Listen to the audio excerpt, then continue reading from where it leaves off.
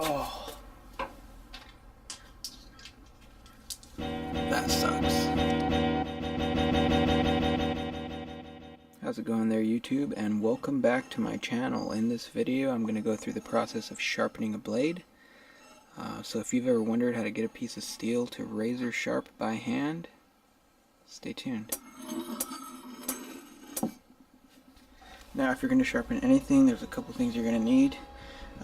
I have a couple files here. This one is much coarser than this one, and I also have a stone. So I have two different grits of a stone. First, clamp it down and keep your hands away from the edge once you start getting it more defined. So I'm more or less set the edge on both sides now.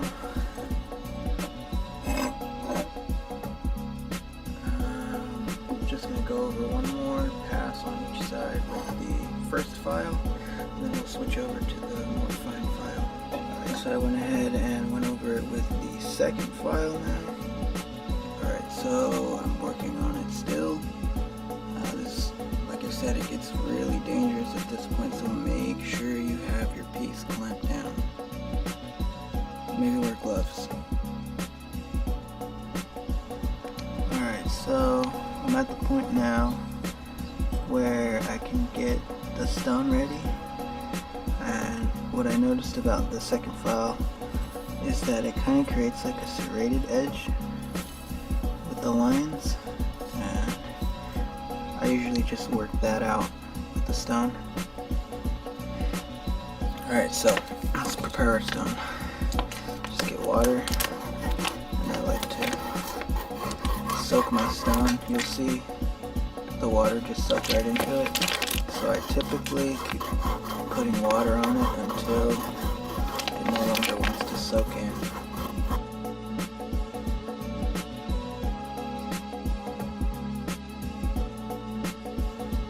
Before we get working with it.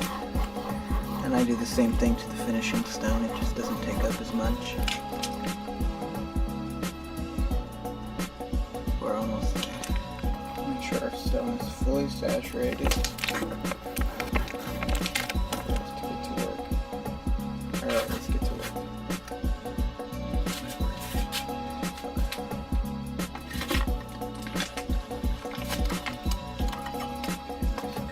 Water.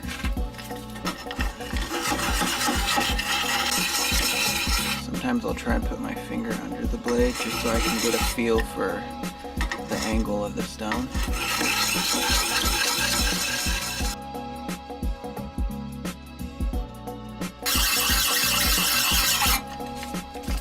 You want to coat often. Make sure you got a nice layer of water between the stone and the blade.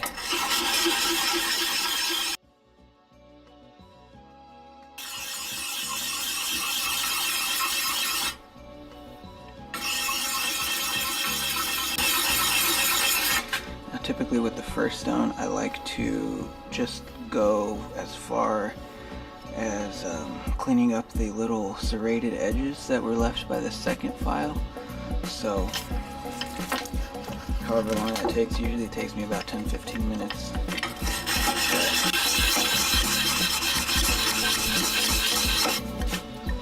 I know this might seem like a big waste of time to some people, but I find it kind of an essential skill to be able to sharpen a tool. Alright, so I went ahead and worked the one edge, or rather one side, with the coarse stone. And if you can tell, I try to work out the serrated edge.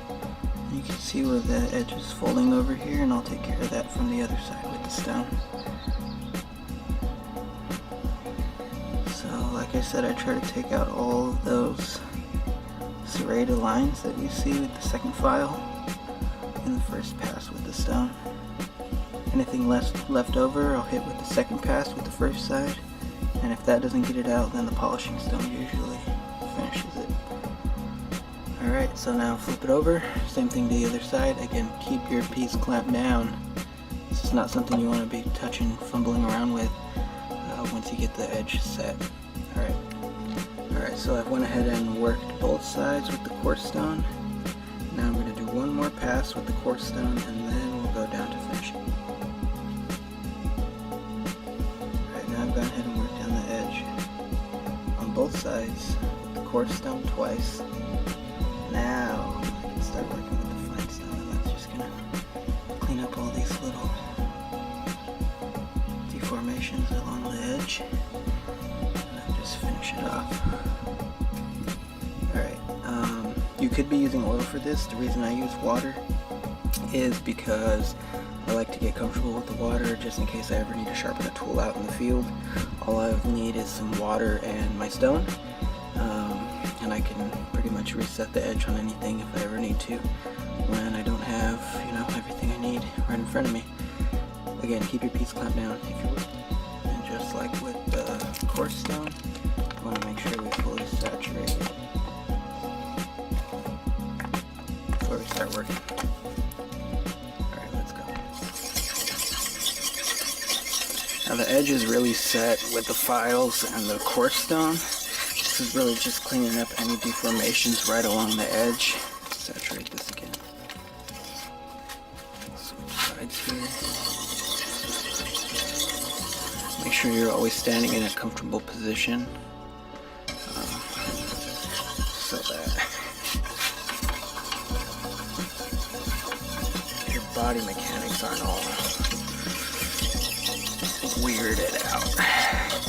You just want to be comfortable. I've probably been out here 20 minutes now, so make sure you just keep moving around and stay comfortable.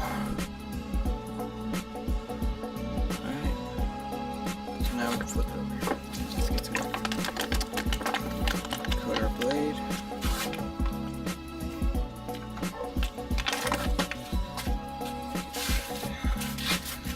Over here.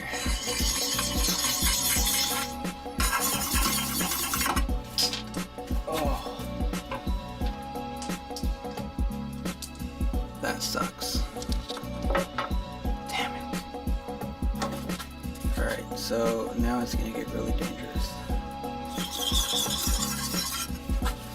That really sucks. Yeah, that really sucks. Damn it.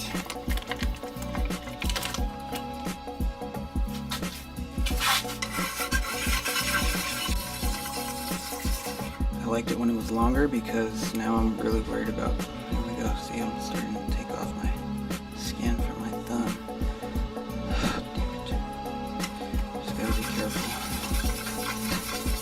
Alright, so I went ahead and finished both sides with the polishing stone. The last thing I'm going to do now is just take the blade over a piece of leather and clean it up, and I always make sure and I clean my stones after. Just try to wash all the residue off. That sucks. That sucks. But it happens. This blade is going to be used in my go bag as a machete, so I really only needed to clear brush.